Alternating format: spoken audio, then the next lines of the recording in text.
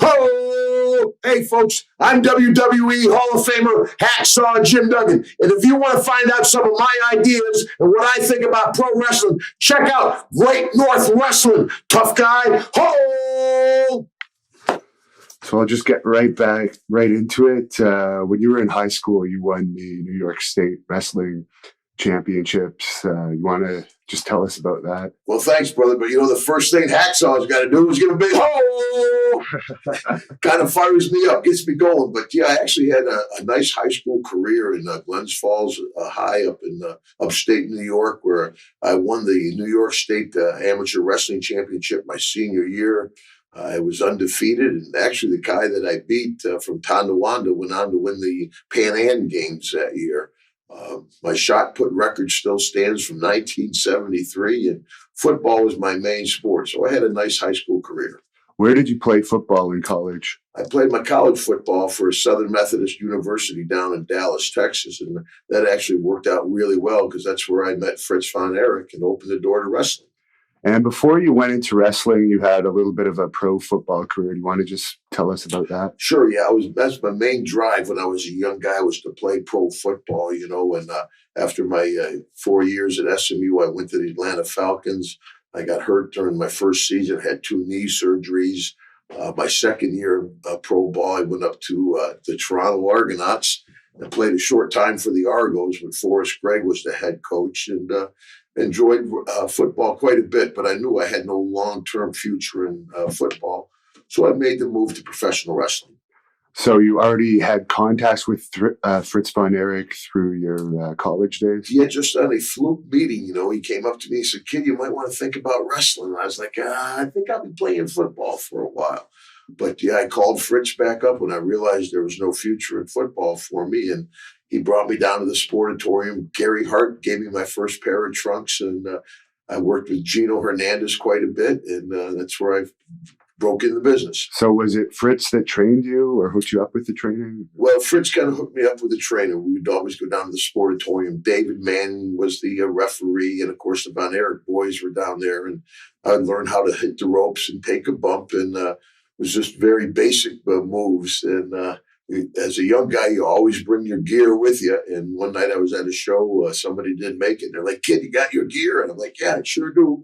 So they went out and grabbed me, and they put me in a tag match, and I was off and running. And you mentioned Gino Hernandez.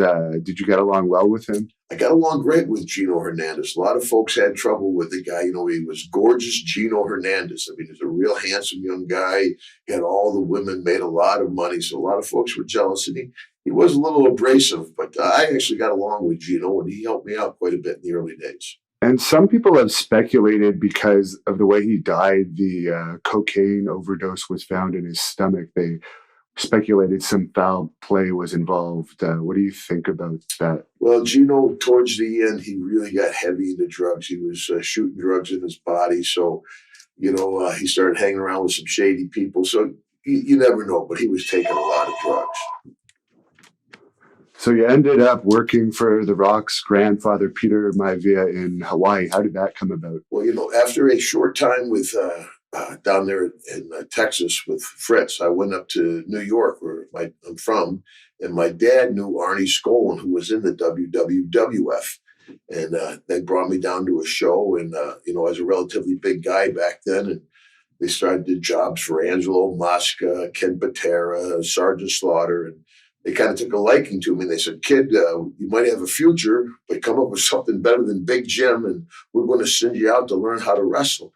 And I'm thinking, where are they going to? They ended up sending me to Hawaii, where I went out and worked with the High Chief Peter Maivia, and met one of my best friends in my life, Ming Haku. And it was a great time, even though we were making about $25-30 a week. All the guys lived together. It was a fun time in the business. Everyone always talks about Haku's toughness. Do you have any stories regarding that? Well, any of the island guys, I tell you, were just a tough group of people. I mean, Haku, Snuka, the Samoans. But Haku was probably well known as one of the tougher guys in our business. And he was a jerk magnet. He'd walk into a bar and every guy would come up and mess with Haku, but yeah, it ended up he bit a tip of a guy's nose off in a fight that the guy started, but the guy sued him and really hurt Ming bad. So a guy like Ming or any of us, actually, it's hard sometimes to go out because if you meet 100 people, 99 are cool, but there's one guy, you want to arm wrestle me? You look bigger on TV, so sometimes it's hard to go out without security. And you brought up Jimmy Snuka. What do you think of this whole the murder charge coming back now so many years later? Well, I tell you, if I know Jimmy, I've heard rumors of that story. I don't really know the whole situation, but I'm sure that the girl's family's been pursuing it for quite a while. I know they won a civil lawsuit, so there's that much smoke. There must be a little fire, I think. And while you were in Hawaii, did you ever meet the Young Rock? Yes, I met the Young Rock a couple of times. Of course, I wrestled that's my whole joke. I wrestled the Rock's grandfather, I wrestled the Rock's father, and I may get the Rock. Not a chance in hell, but I met the Rock, and the Rock is a stand-up guy. Just recently at WrestleMania, I was down in the bowels of the building when my wife and daughter were walking through, and they were running the Rock from one interview to another. He's like, "Hey, Hacksaw," and they're like, "Come on, Rock, we gotta go. He goes, "Wait, I want to go say hello to Hacksaw and his family." So that's something I'll always remember. Of course, my daughters were really excited to meet the Rock. Do you think it's a pretty good thing to have him part of the business now that he's a big movie star? Yeah, because I think The Rock really loves the business. He grew up in the business. He understands the business. And I think, he loves the business in his heart. So even though he's got all the money in the world, a big, huge international movie star, I still think we'll see him around wrestling quite a bit. And while we're talking about movie stars, I heard a rumor that you and Mickey Rourke had a little altercation. Is that true? Yeah, back when we had WrestleMania in Houston, the movie The Wrestler just came out. Mickey was going to wrestle Chris Jericho, I believe. And the night before the show, we were in the hotel, and I went up to check on my daughters in the hotel, and I was coming back down the hallway. And of course, I didn't have my glasses on. I was drinking maybe a little bit, and I see these three guys walking towards me. And two of the guys moved to one side. I moved to one side. The one guy kind of goes by, and we just brush shoulders in passing. And me being me, I'm like, "Hey, you got enough room there, brother?" And the guy spins around. He goes, "What you say to me?" So I'm trying to focus in on the guy. I'm like, "Who the hell is this?" Because I know it's got to be WWE people. And I'm like, "Oh shit, it's that Mickey Rourke guy." I'm like, "Well, I said, you got enough room there, buddy." He goes, "Nobody talks to me that way." I said, "Well, stand up when you're talking to me," because he's about this big, So now we square off a little bit in his handlers with Chris Shamrock's younger brother and another Ultimate Fighter guys. And of course, they could have pulled my arms off if they wanted, but they broke up the fight and everything. And it wasn't really a fight; it was an argument. And but by the time the next day at WrestleMania, it got blown so far out of proportion that me and Mickey had a knife fight in the hallway. But that night at the after party after WrestleMania, we were all in the big room party, and one of the WWE office guys come up. They said, "Hacksaw, if you see Mickey Rourke, say something to him." And I said, "Yeah, if I see him, it's a big party, I'll say something to him, kind of break it off." But about an hour later, the office guy comes over. He goes, "You're right, Hacksaw. That Mickey Rourke is a jerk." What did you think of how they portrayed wrestlers in the movie The Wrestler as kind of pathetic? Like, it seemed to be a guy like you. Not that you were like that, but like they seem to portray older wrestlers like they're all pathetic individuals driving around. Well, the train wrecks always sell. People like the horror stories about Scott Hall and my good buddy Jake Roberts, before he turned his life around. But, for me and other people, it's been a successful business. I've been with my wife for 32 years. Never had to go to rehab for booze or drugs, no felony arrest. It's been a good profession for me. And there's other guys who are successful in our business. Tito Santana, Roddy Piper, who just passed away, Mick Foley. There's guys that are successful in our business, but you don't ever hear about it. You always hear the horror stories. And you worked for Georgia Championship Wrestling. You want to just give us your memories of that? Yeah, that was kind of a short little run because I came back from Hawaii and I was the convict over in Hawaii, and I came back to Georgia. I came to Georgia Championship Wrestling, and I went back to Big Jim Duggan, and I still didn't understand the business a lot, but I started wrestling Ted DiBiase, and him being a second generation wrestler, he taught me quite a bit, but it was really kind of a short run at Georgia. Was Ole Anderson the booker at that time? Well, when Ole came in, it was Buck Roby was there when I was there. And then when Ole and the NWA came in, I didn't get along with Ole. So that's when I left Georgia and went down to Pensacola territory. What was the issue with Ole? Well, we just, didn't get along, and I knew I got along with Buck Roby and the other guys that were leaving. Robert Fuller went down and he opened up the Pensacola, Florida territory. So I just went down with him. And it was good to sit smaller territory, but easier trips and more fun for a young guy. At what point in time did you start using the Hacksaw name? Well, that's after Pensacola. Buck Roby and Bruiser Brody, who I met in Georgia, they went to San Antonio. And they called me when I was down in Pensacola and like, hey, we got a great spot for you here in San Antonio. So that's when I made the move to San Antonio, and that's where I became Hacksaw. So out of 36 years, probably 33, I've been Hacksaw. And I believe you mentioned last night on your comedy show, was it Brody that told you to carry the 2x4? Yeah. Because back in the old days, it was a much rougher business. Just getting back and forth to the ring was very dangerous if you were a bad guy. The people spit at you and punch you and kick at you. Some guys got cut. Some guys got maced. So it was a tough business. So I was sitting in the back all covered with bruises and loogies. And Brody came in. He says, Duggan, if you carry something to the ring, carry something you can use. Forget those feathered boas and sequin robes. And I looked down, there was a piece of wood. I picked that up and I've been carrying it ever since. So I assume you were friends with Brody? I got along good with Brody. I wouldn't say we were close friends or anything, but he was a more established big name star, and I was a jabroni young guy coming in. And but he gave me my first break, and first time I ever wrestled main event was with Brody, and that opened up the door. The whole Hacksaw thing started with Bruiser. What do you think about what happened to him and that the murderer completely got away with it? Yeah, that was it's one of the horror stories in wrestling for Brody to get stabbed to death in Puerto Rico. There's 10 different stories that come out of that, what happened. But bottom line is nobody should lose their life over wrestling. And it was a shame for a great talent like that to be killed in the dressing room. Did you hear anything that the company owed him money at the time? Like I said, there's 10 different rumors, and Brody also was an intimidating guy. He was a big man, and he had that chain with him, and he was loud and boisterous. So, some people say, well, the other guy had to have a knife to protect himself. So there's two stories. Bottom line, that no one should lose their life over wrestling.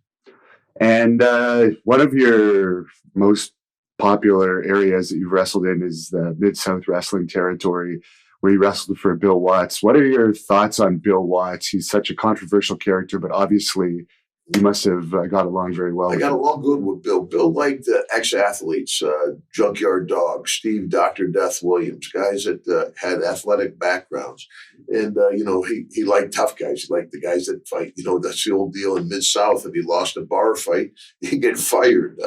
So it was a real rough territory, but also you learned the business because you'd wrestle 7 days a week, maybe 10 times in 7 days, always in front of an audience. So you'd learn how to work, but also you learn how to talk on the microphone. You would do interviews, and you wouldn't do just one generic interview. You do, and every individual city would be an interview. And if he didn't like it, he'd say, hey, do it again. And you'd have to do it over. And that's why you see so many WWE superstars or Hall of Famers came out of that Mid-South territory. It was a great proving ground. Did he ever try and recruit you for WCW when he was in charge? Nope. No, never really tried to recruit me. I talked to him when Turner got involved. That's when I started talking to WCW, but I was very happy up in WWF. I heard a story from that territory that your brain almost got smashed by some type of bolt in a turnbuckle post. Actually, that was in the Mid-South territory. Me and One Man Gang were wrestling. That was the North American tournament, I believe. And back in the old days where the ropes connected to the ring post, the bolt that connected the ropes, about that much of the bolt was sticking out of the post. Me and Gang were on the floor fighting. Neither one of us could see. And he ran my head into the post, and unbeknownst to us, the bolt was sticking out, and still have the indentation in my skull from it. That was a very serious injury. And you kept wrestling later on that night. Yes, I kept wrestling. I didn't realize how bad I was hurt, and and we were in separate dressing rooms, and I beat Gang, and I had to come back to wrestle Terry Gordy, one of my good friends. And Gordy was in the ring. We were in separate dressing rooms. He didn't know how bad I was hurt. I came out, and I'm out on my feet. I'm walking around the ring. The building is spinning. Big Terry reaches over the top rope, grabs me by the hair to pull me in the ring. It was like peeling a banana. My scalp went like that. And he's like, oh, geez, but a bad injury, but that's part of the business. Did you ever wrestle the Junkyard Dog in that territory? Oh, yeah, wrestled Junkyard Dog a lot, man. And of course, Dog was a superhero down there in New Orleans. I mean, they do that who dat chant. Who dat? Who dat? Who dat gonna beat the dog? Who dat? Boom, boom, boom. And I tell you, you'd be back in the dressing room, the whole building be shaking with people chanting that. And Dog was over strong. And of course, me and Ted DiBiase and Matt Bourne were the Rat Pack back then.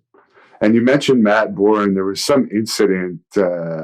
Obviously, he passed away recently, but in a match on an independent show where apparently it turned into a little bit of a shoot. Is that true? Yeah, well, Matt and I, we've had trouble 20 years ago, probably 30 years ago. We had a couple of fights in Mid-South, and I kind of worked him over a little bit back in the day. I was 300 pounds, But the way it was, we were in an independent show. Things kind of boiled over. Matt and I had trouble in the ring.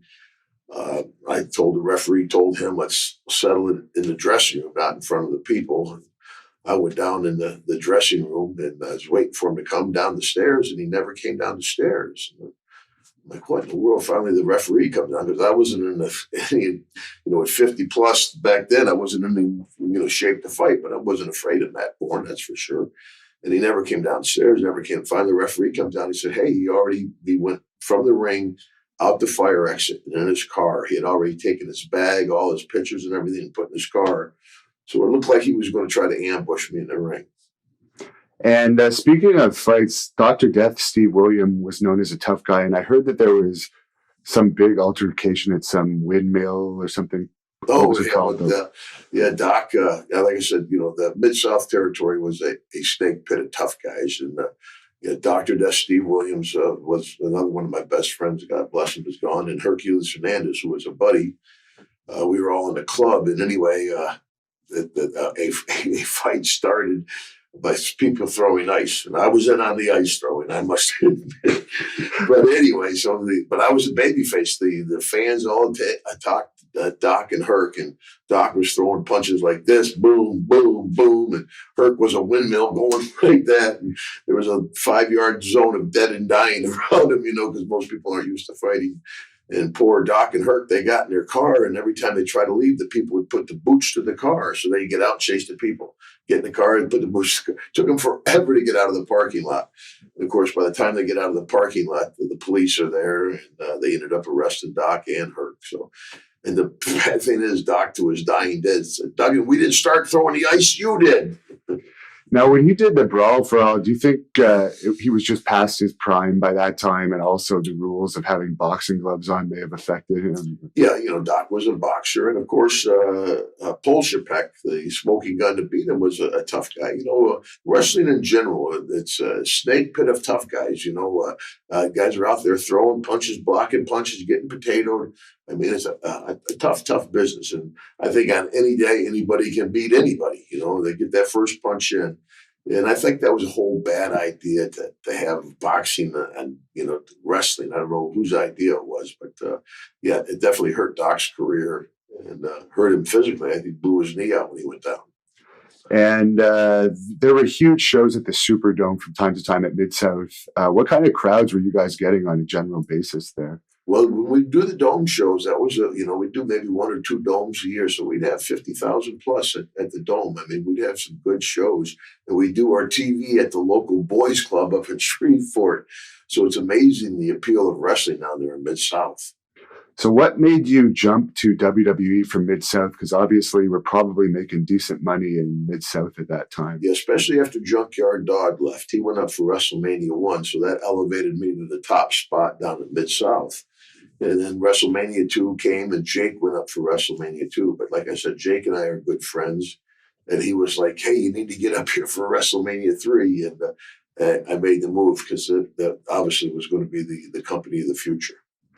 And your first feud was with Nikolai Volkov. Do you have any memories of that? Sure, of course. Anytime Nikolai would sing the Russian national anthem, I'd have a pair of bolt cutters and I'd run down and I used to cut the microphone cord, but you can't do it nowadays because everything is cordless mics.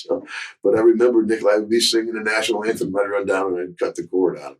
Nick was another tough man back in the day. I mean, he had a fight with Manny Fernandez in Mid-South.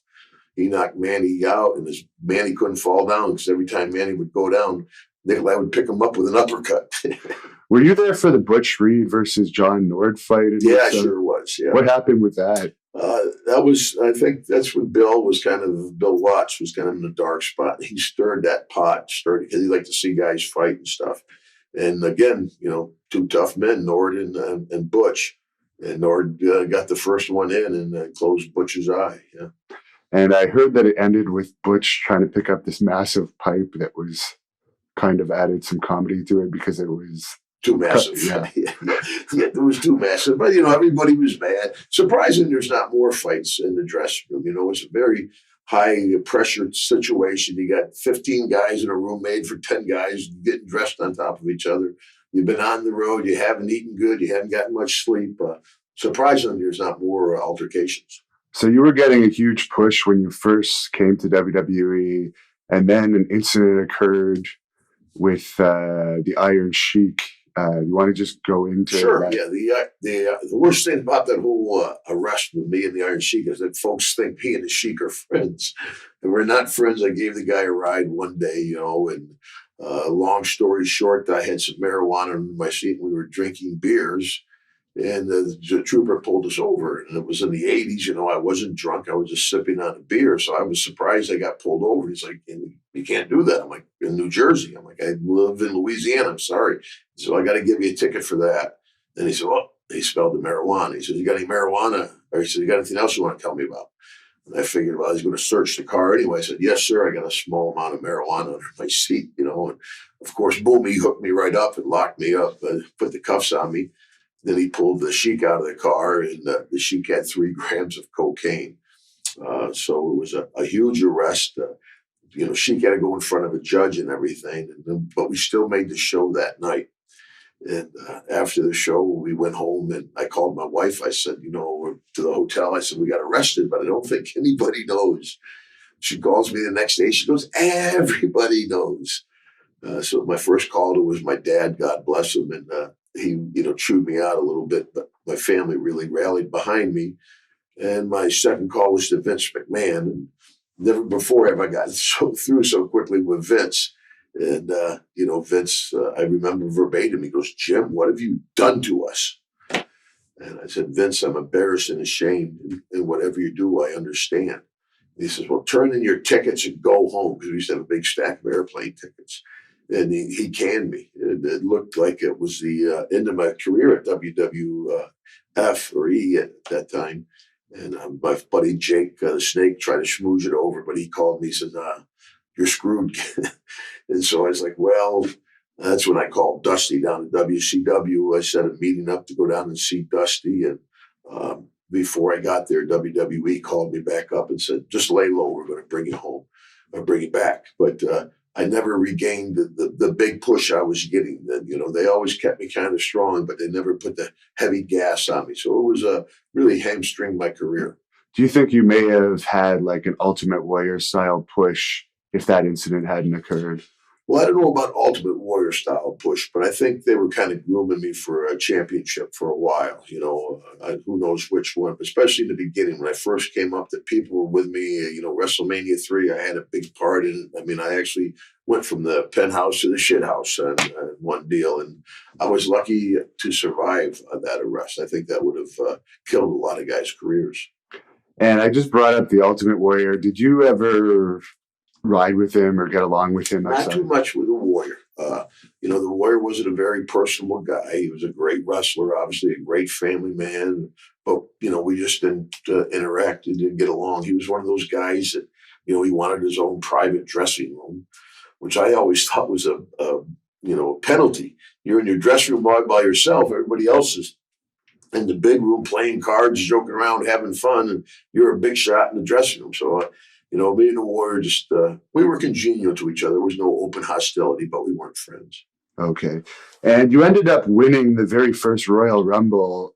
So how did that come about? And are you shocked that the Royal Rumble has gone on to become one of the WWE marquee events? Yeah, well, back in the day that we were running the day after day, I went 54 days straight without a day off. So we did the Royal Rumble. Boom. It was a great show. And I knew it was a big push for me, a big feather in my cap. But the next day was another show. So we loaded up and went to but I don't think anybody realized that the Royal Rumble would become one of the top 4 pay-per-views, or that WWE would become the huge worldwide powerhouse that it is. I always joke with the NFL guys in Major League Baseball. I'm like, world champions. Where in the world have you guys been? In my 36 years wrestling, I wrestled in every state in the union, every province in Canada, and 30 different countries. It's amazing to the appeal of professional wrestling around the world. And you ended up being called back for a recent Royal Rumble. Was that a good experience for you? And actually, I even came back because WWF was my heyday, but I was on a talent contract with WWE for a few years, where I wrestled with Super Crazy and myself were tag team partners. Me and Eugene were tag team partners. So I wrestled the Spirit Squad and the Highlanders and guys like that. That's my old joke. In the WWF, I wrestled DiBiase, Orton, and Dusty. In WWE, I wrestled Dusty's kid, Orton's kid, and DiBiase's kid. So first I beat up the old man, then I beat up the kid. But it was one of my things I'm most proud about, that late in my career to still be on a talent contract at WWE. That was exciting. But even after I was off the talent contract just a few years ago, they brought me back for the Royal Rumble. And of course, any rub with the companies is very exciting. I was just down at WrestleMania, and to come out and still be remembered all these years later, it's humbling. What's the difference between the 1980s WWE dressing room and the recent WWE dressing room? Obviously, less partying going on among the wrestlers. Not nearly the drugs. Drugs were very rampant back. It was the 80s, when people try to compare you to a sports team. I said, no, especially in the 80s, we were more like a rock and roll band than you were a sports team. You see guys sleeping under the tables after being up all night, sneaking girls into the dressing room, stuff like that.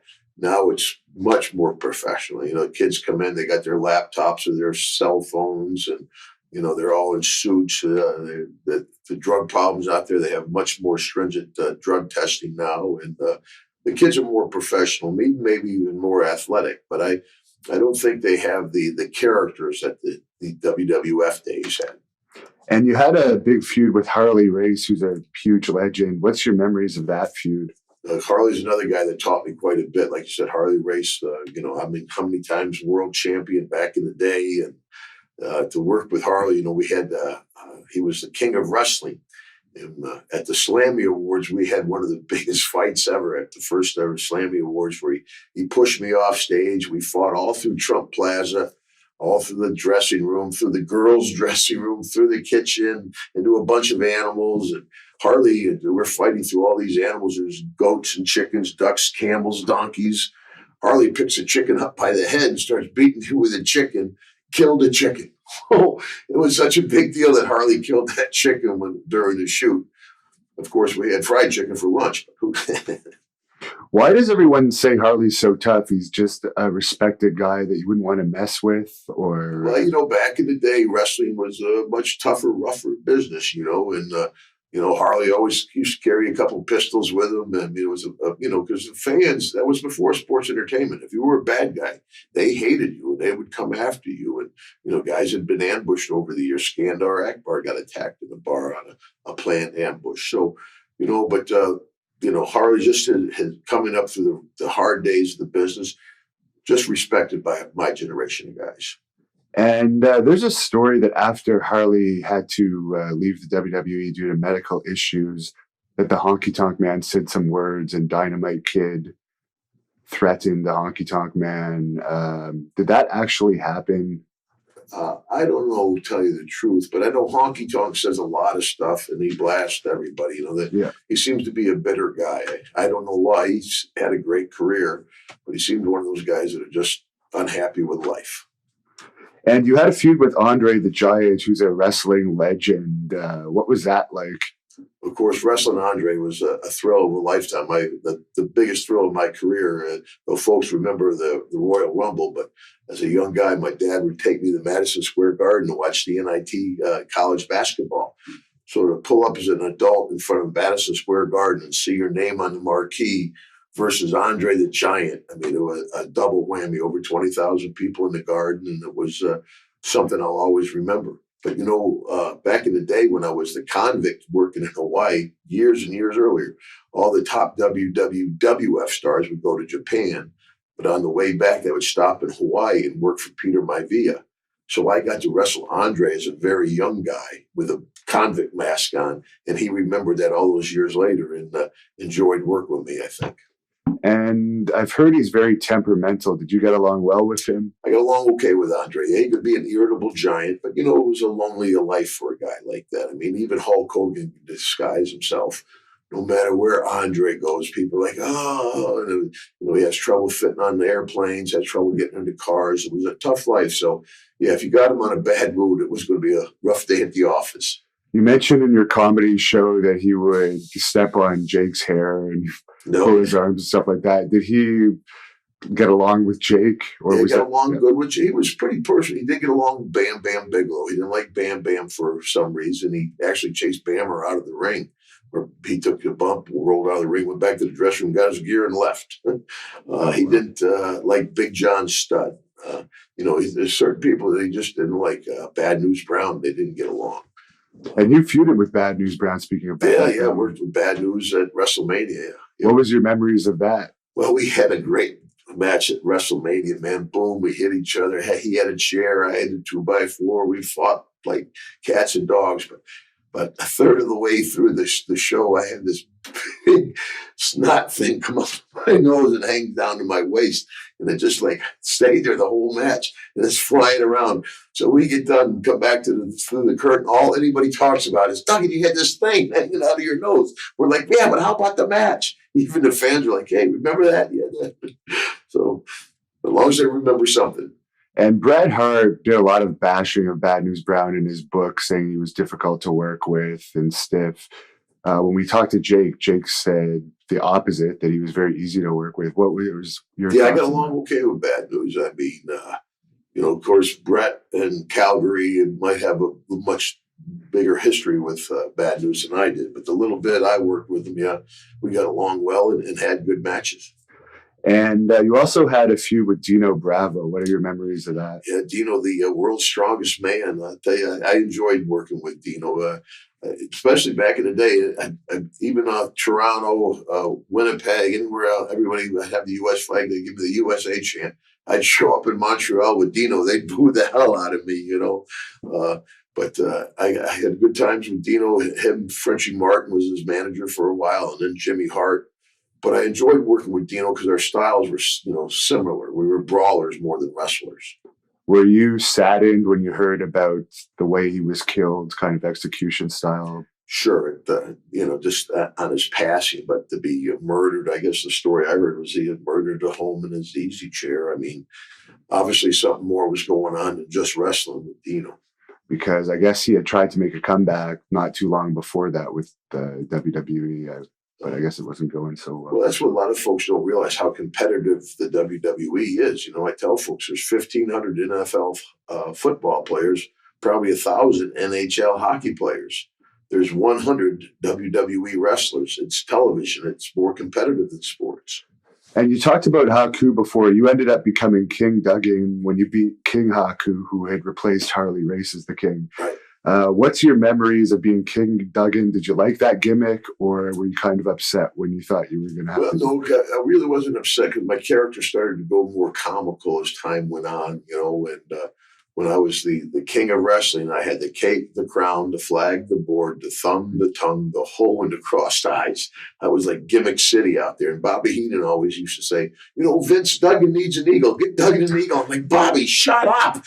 He'll do that as a rib, But I enjoyed, of course, when I got Harley's cape and crown, that his crown is like a bushel basket. It's sit on my head like that. And then when Macho beat me, they gave Macho a brand new crown and cape and whatever you call it, Spectre or Spencer, whatever. Yeah, and Macho made a good king, though. Did you get along well with Macho Man? Yeah, I sure did. I got along good with Mach, and I got along well with Liz. Our wives were friends, and Sherry. We all used to travel. Sherry, Liz, and Deborah, my wife, would all become buddies. So I knew Mach through that. But Mach, we weren't like close buddies, but we were friends. Yeah. He was very protective of Elizabeth. Very protective of Liz, very much almost smothered her. But Liz seemed to be attracted to those type of guys, and they had a great relationship until the end. And of course, Liz broke Macho's heart, but it went full circle because then after a few years, Liz wanted to come back, but Macho wouldn't have her. And as far as the matches went with him, was he an easy guy to work with? He was one of the good guys to work with because he not only brawl, but he could fly too. When he had Scary Sherry as a manager. So yeah, I enjoyed working with Macho. Plus, Macho's one of the top guys in the company. So if you're working with Macho, if you're not main event, you're semi. Did you ever work with his brother in the wrestling ring? Lanny? Yeah. Yeah. Oh, yeah. A little bit. Like I said, there's only a few of us, so we all work with each other and know each other. But yeah, I knew Lanny even down in Mid-South. He was down there. So, yeah. And you feuded with Rick Rude as well. What are your memories of that? Well, I can remember when they first started doing the Ravishing Rick Rude deal, and he was really self-conscious at first. But then I tell you, the guy got into it and would drive the women crazy. But I remember he had like a waist of a wasp. He had a big chest and a little, you could almost put your arms around his waist. He was but a great athlete and drove the women wild with that Ravishing deal. Now, some people have said that his death was an intentional overdose due to some medical stuff that went wrong. Did you hear any of that? I heard a little bit about that, but like I said, Rick and I were real tight. So there's again, wrestling room has 15 rumors for everything that's going on. But yeah, I heard that he had tried to commit suicide prior to it, and then tried it again, I guess. But I would just be speculating. And you feuded with Sergeant Slaughter when Slaughter was really hot as a heel. Doing the Iraqi supporter gimmick. What was that like? It was great. Well, I worked with Sarge as a really young guy, as Big Jim Duggan. So I've known Sarge for many, many years. And, again, a ring general, you learn this, he always try to get you to slow down because it's just human nature. You're in front of all these people, you're on TV, you want to go fast. Sarge was like, slow down, let him enjoy the match, take your time. And he was a great ring general. But that was a huge angle for him to turn to Iraq during the Iraqi war. And you ended up teaming with him. What did you think of that tag team? Well, I thought they were going to push that tag team a little bit. There's the old rumor, nothing's done until it's done, because supposedly when I got on a plane in Florida and was flying up to TV, me and Sarge were going to be tag team champions. By the time I got to TV and got to the building, it had changed to the Legion of Doom becoming tag team champions. So I thought that was a good tag team. And yeah, but I enjoy singles more than being in a tag myself. And you wrestled the Nasty Boys quite a few times. Yeah. What are your memories of them? I know you told a funny story last night. Yeah. Well, I traveled a lot with the Nasty Boys. And those guys, a lot of guys are bullies in our business. We'll pick out the youngest, newest guy in the company. Knobs and Sags, they'll pick with the youngest, newest guy in the company, and then they'll go mess with Hogan and Flair. They're equal opportunity. They mess with everybody. So you got to respect that. And they're fun to travel with, and they had a great little run with the Pity City deal and all that. And who knows if they'll ever get in the Hall of Fame? But I enjoyed travel. They were a lot of fun to travel with. That's for sure. As long as you weren't the object of their attack. Were you there for the incident with the Nasty Boys and Flair in the bar or something? Where in Flair New York City, they tore his clothes off and everything. Yeah, I think that was at one of the top clubs in New York City, and they tore all of Rick's clothes off. They were, they were just crazy. Yeah, they still are. I just saw them at WrestleMania, and they're still having fun and enjoying life. I just wish Knobsy would take a little bit better care of himself. He looks a little rough. Now, you had a big incident with Yokozuna that really helped get Yokozuna over as a heel, where he bonsai dropped you and severely injured you. What's your memories of that? Well, again, I got along real good with Yoko, and we had some good matches. I was the only guy ever to knock him off his feet. But the deal was he'd do that bonsai drop. But the one time, well, he did it to me a few times over the career. But the one he hurt me was Mr. Fuji put the flag over me, the Japanese flag, and Yoko missed and cracked two of my ribs. Oh, so that was the legitimate there when you that was that's the old joke. People say, "I saw you throw a punch, you missed a guy by that much." I said, "Yeah, did you see when I hit him by that much though?" And Yoko just missed. It wasn't intentional, it wasn't malicious. It was just you never really had a huge payoff match after that. Do you think they could have done more with the feud when you came back? Yeah, I think so. But I think after the arrest of the Sheik, they never really gave me the big push. But it's, like I said, it's been a good business for me. And the guys that come in, they start buying Mercedes Benz and Rolex watches and diamond earrings and all that stuff.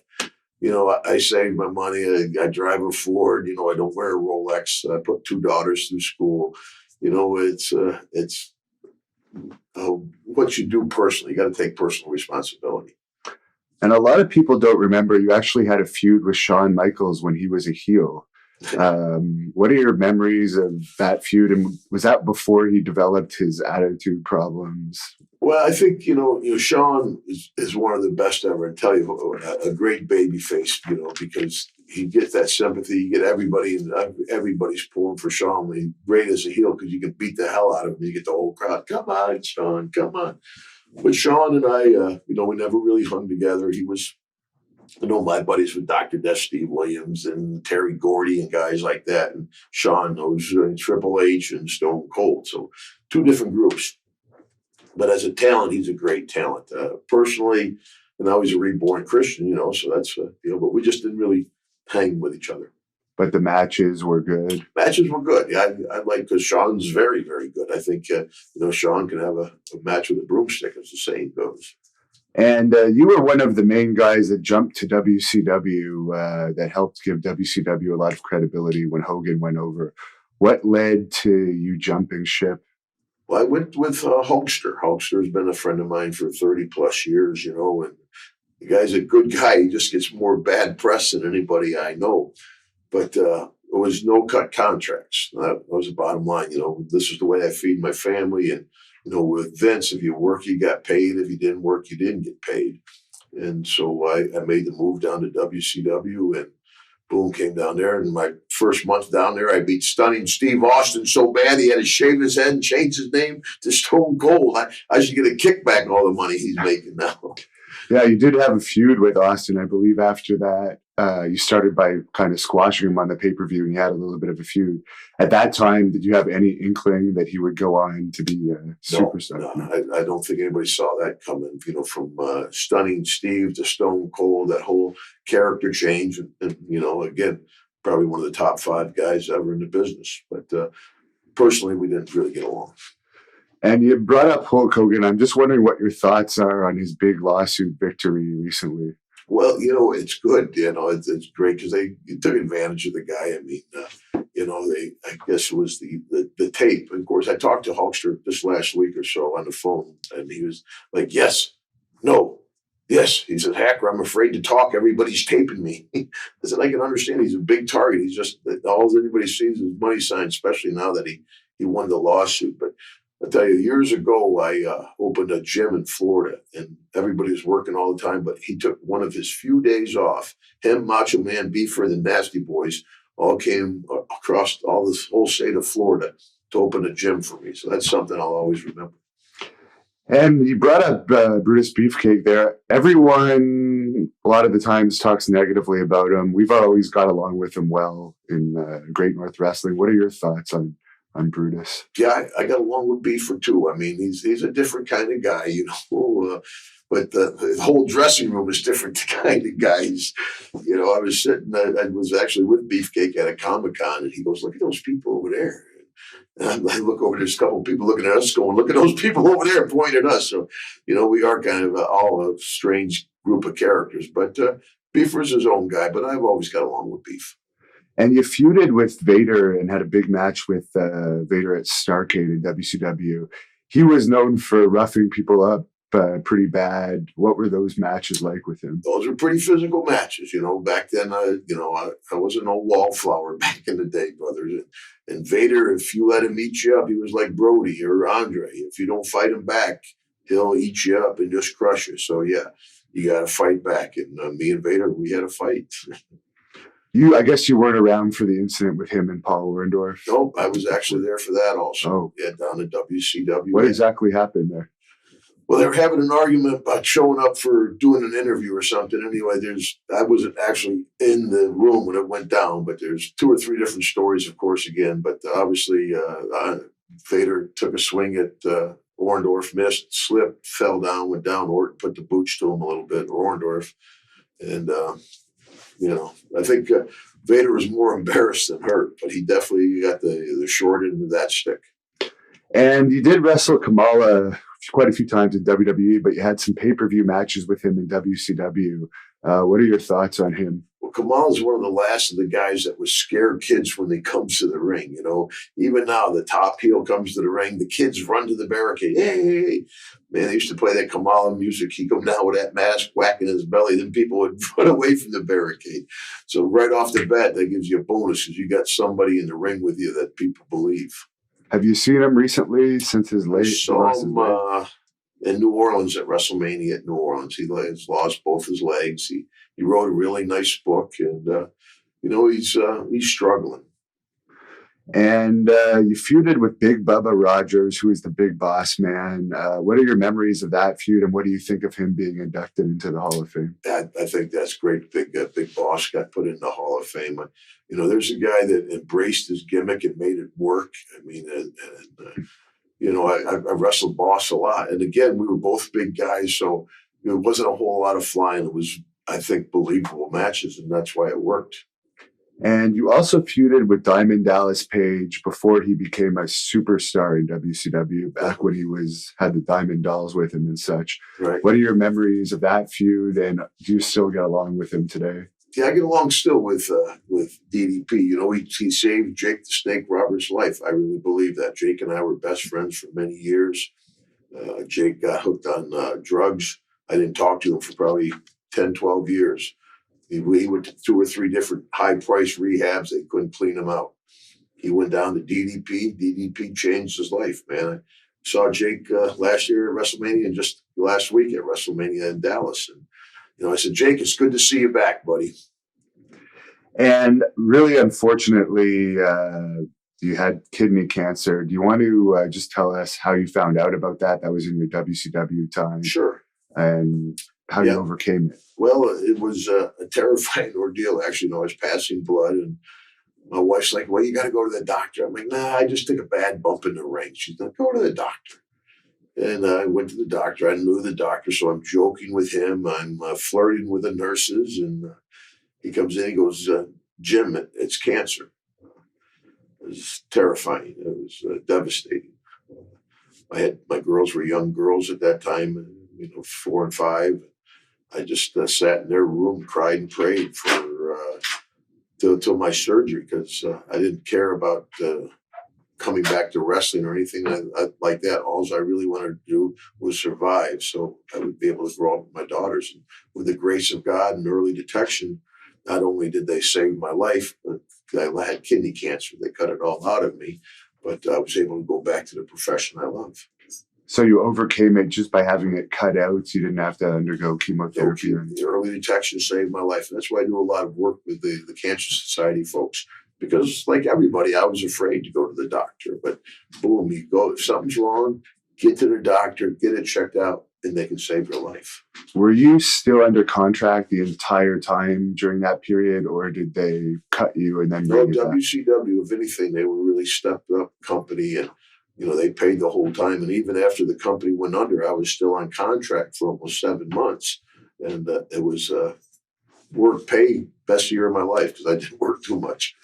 And shortly after you came back, you gave a great emotional speech. And you went from that to getting a janitor gimmick, which was actually popular. But what were your thoughts on being given that janitor gimmick, and who came up with that? Well, when I came back, Terry Taylor's the one that had me come out on television. I'm like, I don't want to talk to anybody. He said, Jim, you got to share this with the people. You got to share it with.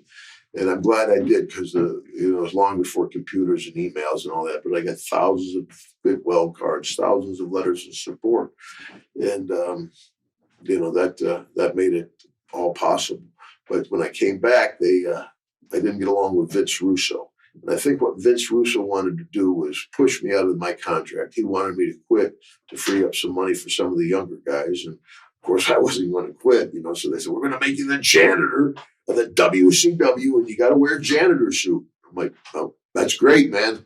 Make it work. And we made the little angle work for a while. What did you think of Vince Russo, the amount they paid him to come in and basically ended up killing the company? Yeah, I'm not a big Vince Russo fan. Not only, he tries to take credit for what happened with WWF, the evolution in the WWE. There's only one Vince that can take credit for that, and that's Vince McMahon, not Vince Russo. But anyway, they brought him in, and they thought but the guy made himself world champion. Right off the bat, there's a little bit of an ego problem there. If you're the booker and you're making yourself world champion, and David Arquette, some poor decisions. But the bottom line is that was the company I was going to stay with, because Jimmy Hart and I used to talk. It's like being on the Titanic. The ship's going down, but you want to stay on it as long as possible. And you're probably the highest paid janitor in the world at that time. And you ended up becoming a member of Lance Storm's Team Canada in an angle that, well, I guess Team Canada had a bit of heat, but you were never really accepted in that gimmick. What are your thoughts on being given that gimmick and working with Lance Storm? Well, that was another deal that they, called me back up. The janitor deal's getting over that. Fly back up to Atlanta, another big meeting. Like, we're going to turn you against America. And I'm like, oh my gosh, Iraq, Iran, where are we going to go with this? And they're going to be part of Team Canada, which had major guns at the time. So that wasn't so bad after all, But and Lance Storm, one of the, greatest technical wrestlers in the sport. But Lance was kind of vanilla back in the day. And he would be on the microphone. I think he used to say, can I please have everyone's attention? And I'm behind him being Hacksaw, screaming and yelling. So they call me up in the office. And they're like, Hacksaw, can you turn your stuff down a little bit? We're trying to push the kid. I'm like, turn my stuff down. Tell the kid to turn his stuff up. This is the big leagues. But Lance, we had a decent little run. But again, that was the Titanic days. The ship was going under, and I just put up with it and lived through it. So were you doing that gimmick when they went under? Yeah, I think I just finished. They pretty much, I was right into that. What are your memories of it going under, and are you surprised Vince bought it? And did you basically find out that night on Nitro like everyone else? No, yeah. At that point, I wasn't working that much. They were just sending my checks because they didn't like. They told me to cut down on the Hogan, and they just didn't like my character. But I was still on contract, so. But you could see the end was coming. There was no question. Now Vince buying it, I don't know if anybody saw that coming. Do you think they could have got more for the company, considering the whole video library was? Geez, yeah, they got a great library. But that's good for us guys that were at WCW, at Mid-South, at Georgia Championship Wrestling, because now Vince has those libraries and is exposing us to a whole new generation of kids that wouldn't see us without the WWE network.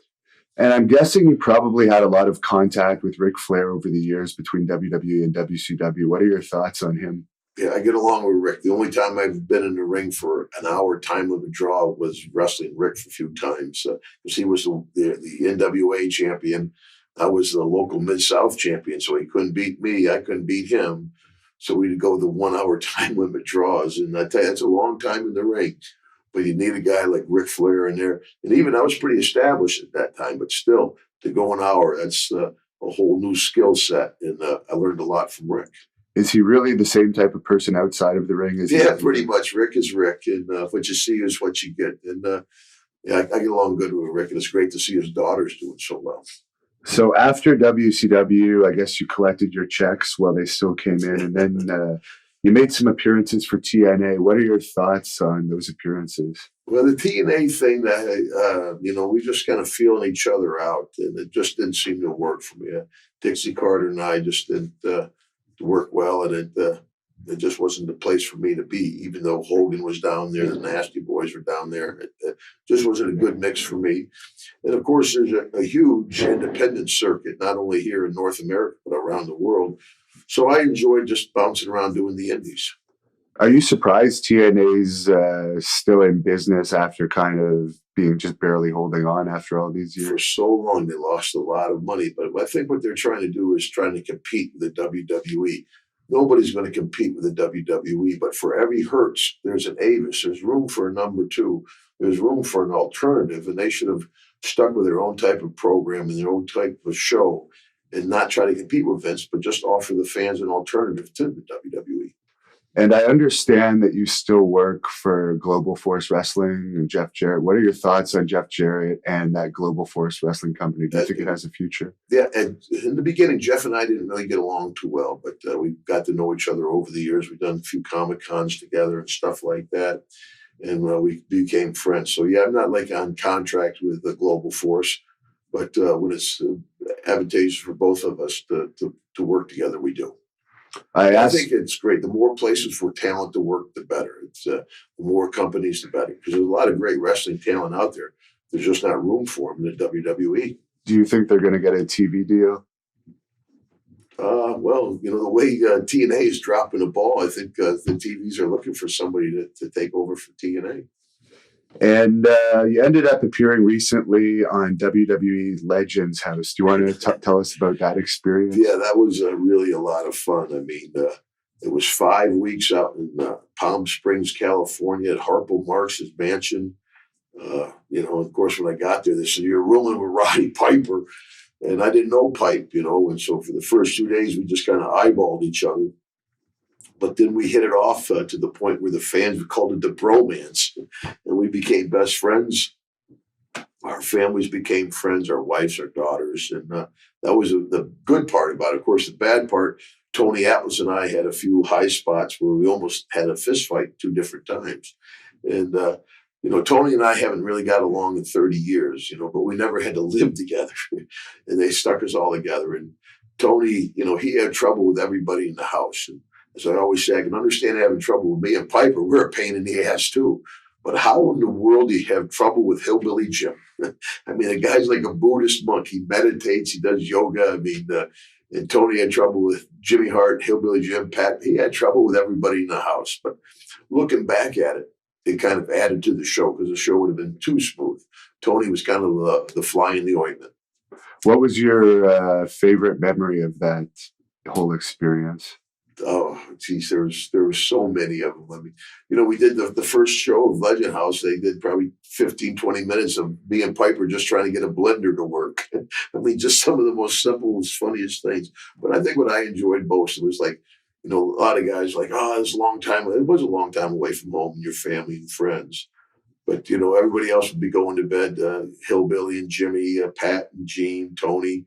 And me and Piper would be in bed. It was like summer camp. We're in there talking, giggling like kids, man. I enjoyed getting to know the man.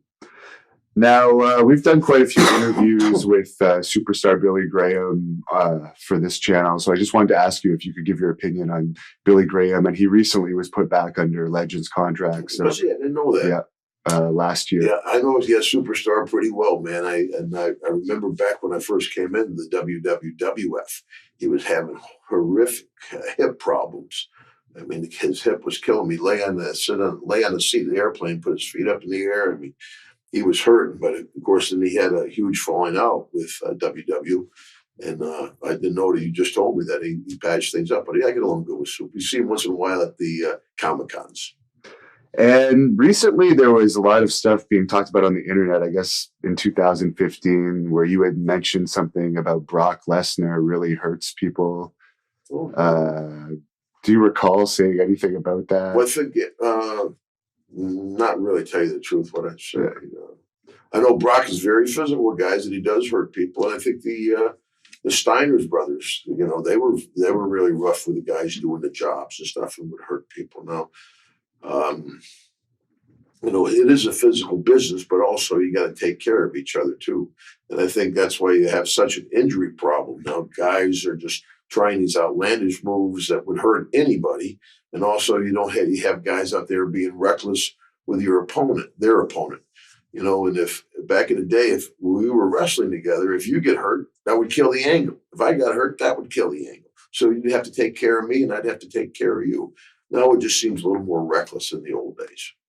And are you still under WWE Legends contract? No, I haven't been on a Legends contract for probably almost 4 years now. Yeah, it's nice to be on a Legends contract, of course, but it's pretty constricting on what you can do. And I had a nice run on it. People were like, they pulled you off the Legends contract, those sons of a gun. I said, well, I was on it for 3 years. I can't gripe at all. It was money for nothing for 3 years. But I still, do occasionally, like I said, WrestleMania, we're down there for fan access, Hall of Fame, WrestleMania. So they still use us quite a bit, the guys that aren't on Legends contract. But a lot of guys are. Do you still follow the product? Obviously, they still bring you in here and there for... Yeah, I always joke. I said, no, I don't watch too much wrestling anymore. I said, that'd be like a butcher watching him cut meat on his day off. After 36 years when I'm at home, I don't really like to watch wrestling. What do you think the future holds for the wrestling business now that the territories have dried up? Well, I think it's going to kind of revert back to the old ways because the smaller territories are getting stronger and getting better talent, getting better organized. And the big company, WWE, does not hit a lot of the cities. I mean, they go to the West Coast, the East Coast, maybe Chicago, maybe Toronto, but you're not hitting Hamilton or Cornwall or towns like that. And that's where, people love wrestling. They want to come to a wrestling show, but the WWE is nowhere near them. So I think the indies are going to start coming up and being stronger. And what's your best advice for a young wrestler trying to make it in the business? Get golf clubs. That's where the money's at. It's a lot easier on the body. No, I tell folks, because I get that a lot. Young guy come up like, hey, I want to be a wrestler. So that's my joke. Get golf clubs. But I say, take a look at Daniel Bryan. You look at Daniel Bryan. When I first saw that guy, I said, there's no way in the world this kid's going to make it. Not a chance. But there's a guy who had the work ethic, the drive, the desire to become a wrestler, and he made it work. So I tell the young guys, chase your dreams. Remember, the odds are going to be against you, but chase your dreams because every once in a while you get a hold of that brass ring like Daniel Bryan. What do you think of the career-ending neck injury of Daniel Bryan that he had recently? Well, that's what we were talking about earlier. A lot of high-risk moves, high-danger moves. Guys are being reckless with each other, reckless with their own bodies. And, injuries are a problem in my day. I've had 10 overall surgeries. I mean, it's a physical business. People are going to get hurt. But I mean, in our day, you'd save that big high-fly, triple-dipple move for WrestleMania or for, a pay-per-view. Now every night's a TV show. So every night those guys are, stretching the limit as far as they can go. So injuries are going to be a problem. What's your overall view of Vince McMahon after working for him and knowing him for so many years? I respect Vince McMahon. He's older than me, and he's out there getting hit with chairs, hitting people with chairs back in the day. And I just did a talk show recently in Atlanta with a young guy. He's like, that Vince McMahon, he treats us like pieces of meat. I said, well, kid, what the hell you think you are, buddy? If you want a friend, go buy a puppy. Vince is not your friend. He's your boss. And, I've never been to Vince's house. I don't know him socially. Guys like Shawn and Stone Cold do. That's, the office type guys. That just is not my deal. He was my boss. He treated me fair. I could treat you fair, yes, of course. But, to make it in my profession, I've been wrestling 36 years. All anybody really remembers is those WWF days, So I'm still living off that career with WWF. And Vince McMahon made that all possible. What do you think of Triple H, who seems to be slowly taking over a lot of Vince's responsibility? Well, Triple H, I don't really know him that well, because I came down to, WCW. He was Hunter Hearst Helmsley, and, he came up there. And so I didn't have that, but he seems to, Shawn, Triple H, Stone Cold, and that's their kind of group of guys. Like I said, mine are, Gordy, Doc, and Piper. And the last person I'll ask you about is Eric Bischoff. He's a controversial figure, but obviously he probably helped make sure your family was very well taken care of. Yeah, Eric, Yeah, especially in the beginning, he was great in the early days of WCW. But as success started growing, I think more money started coming in. You know, he he made decisions, and if you're going to be a leader, you got to make decisions. But I mean, paying a guy like Tank Abbott $500,000, or Steve McMichaels, who was a great football player, but not a top hand wrestler. They were just throwing money away at those guys. Where guys like King Kong Bundy never got a run at WCW. And then there was that Master T angle where I understand he was paying like Master T's bodyguards $400,000 a year. They're throwing money away. It was crazy. Ernest the Cat Miller. I mean, huge contracts for guys that are flash in the pans. Oh, did you get along well with Curt Hennig?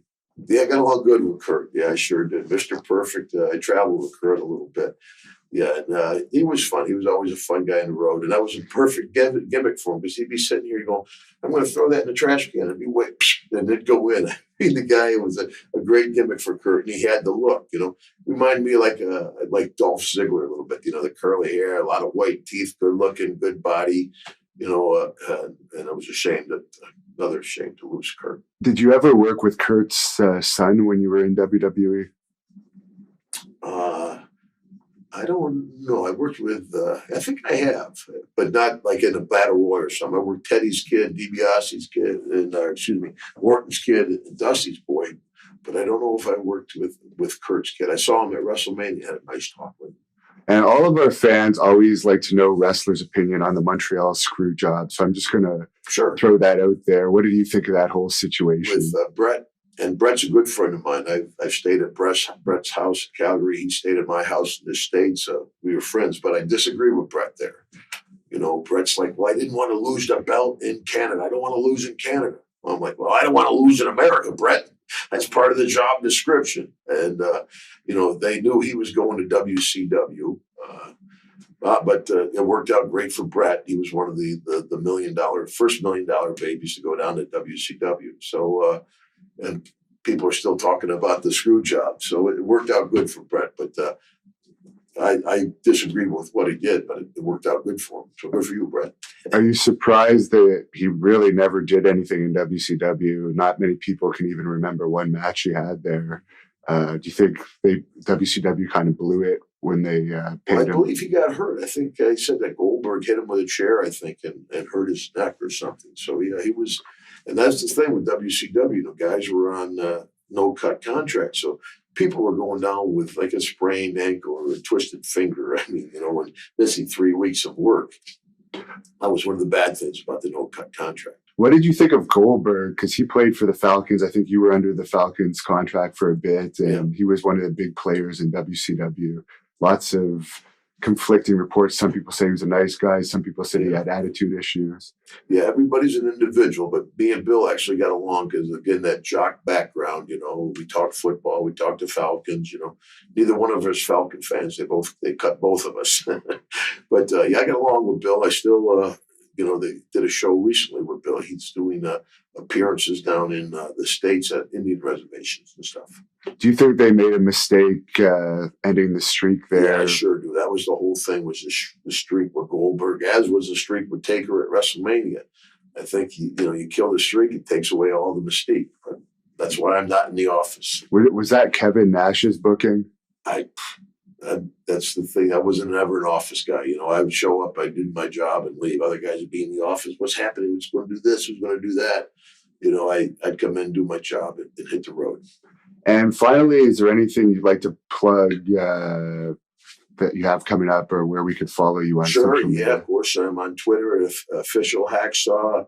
www.hacksawduggan.com is my webpage. My book just came out, Hacksaw, the Jim Duggan story. Catchy title there. And of course, now I'm doing stand-up, and all those bookings can be found at hacksawshow.com. Well, thank you very much. And is there anything you want to say to your fans closing out? Well, thank you for all the years of support, folks. Like I said, it's humbling that my heyday was so long ago to come out and have people go, ho, ho, and still remember you. It's something that I always love. People say you get tired of it. I said, get tired of it. It's my life's blood. So, folks, this hoe is for you. Ho! Thank you for watching the Hannibal TV. Please help me out and like this video, then click the subscribe and get notifications buttons so you don't miss any of my latest shoot interviews, match videos, or news updates. Follow us on Facebook at The Hannibal TV for more live streams and videos. And while you're at it, follow us on Instagram and Twitter at The Hannibal TV.